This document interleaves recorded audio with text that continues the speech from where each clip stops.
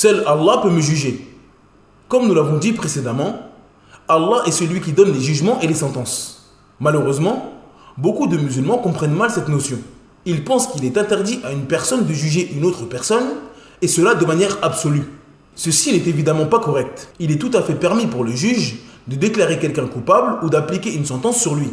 Il est permis à un gouverneur d'établir des lois pour ses habitants. Et il est tout à fait permis à un musulman de qualifier un mécréant de mécréant, un musulman innovateur d'innovateur ou un pécheur de pécheur. Ceci est permis à condition de ne pas contredire les jugements d'Allah Azza wa Jal. Exemple, il est permis de qualifier un musulman d'innovateur, mais cela doit être fait en conformité avec la législation d'Allah Azza wa Jal.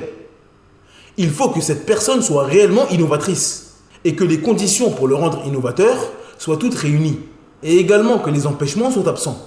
Si tout cela est respecté, il ne s'agit pas d'un jugement contraire au jugement d'Allah Azza wa Jal et il n'y a pas de mal à faire cela. Mais si le musulman en question n'est en réalité pas un innovateur, il aura commis un énorme péché en donnant un jugement qui n'est pas celui qu'Allah Azza wa Jal a donné. Et il aura également menti sur un croyant. Ceci est donc une affaire très grave. Celui qui a ne serait-ce qu'1% de doute concernant le jugement de cette personne doit s'abstenir. Personne ne le blâmera s'il garde le silence. Mais s'il parle, il devra rendre des comptes et prouver sa parole. Autre exemple, le fait de rendre un musulman mécréant. Comme nous l'avons dit dans la définition du mot takfir, le lien est dans la barre de description, rendre un musulman mécréant de manière spécifique est permis sous certaines conditions. Si ces conditions sont respectées, alors il s'agit d'un jugement conforme au jugement d'Allah Azza wa Jal. Mais dans le cas contraire, il s'agit d'un immense péché. Nous voyons malheureusement de nos jours beaucoup de musulmans rendre mécréants des musulmans pour des actes qui ne font pas sortir de l'islam. Lorsque nous apprenons que des musulmans ont tué des personnes innocentes, nous entendons certaines personnes dire « ce ne sont pas des musulmans » ou encore « ce sont des hypocrites ». Il ne fait aucun doute que le meurtre est un immense péché en islam.